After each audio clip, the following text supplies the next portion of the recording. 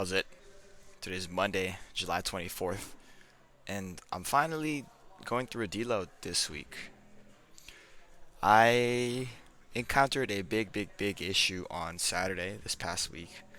I didn't really upload a video because I couldn't really lift. I went to the gym and at some point I was unable to bend over, which was a really worrying problem for me. My lower back was giving me so many issues, which is weird to say, weird to think about because Friday was mostly fine.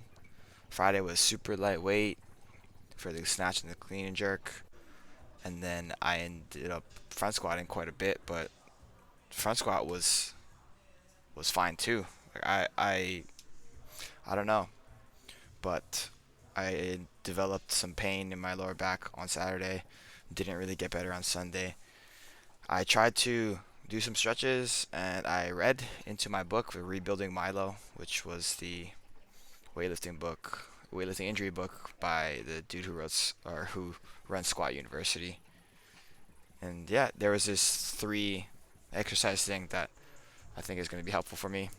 I did this actually over the weekend a couple times, and it did help in the moment.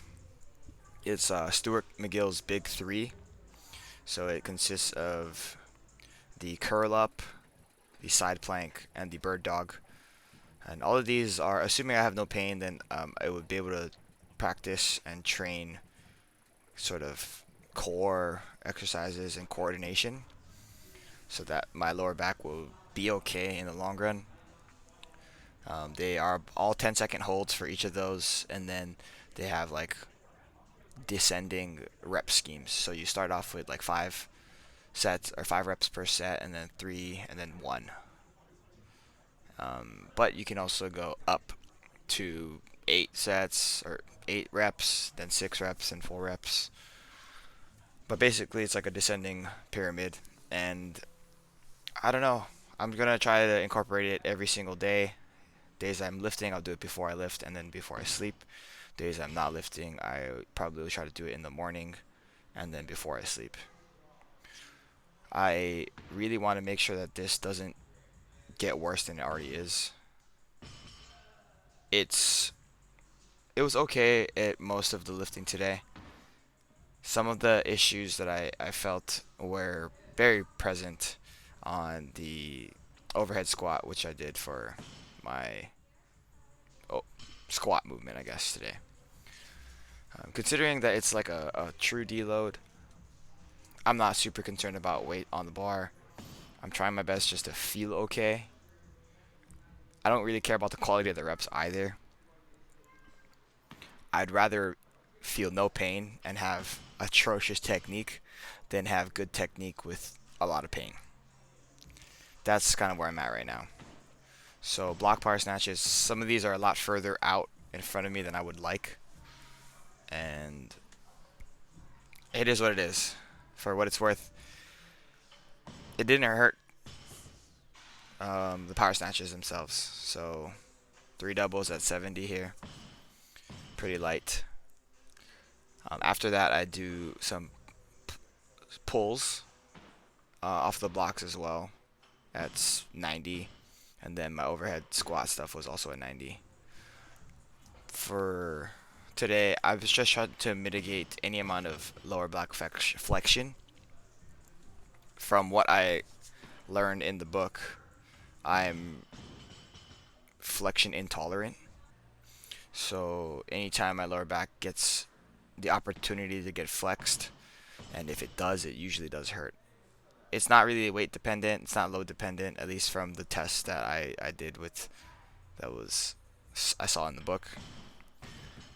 Um, yeah, right here, lining up to pull from this block is a little bit worrisome, and then as I go down, that slight amount of flexion that I get from the bar being still held onto in the front of the lift is creating some amount of pain, but the important part of it, the extension part, is not hurting, so that's good.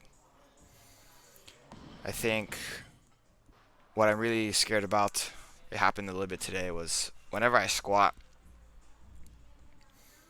my legs are tight-ish to the point where my lower back starts to round in at a certain depth.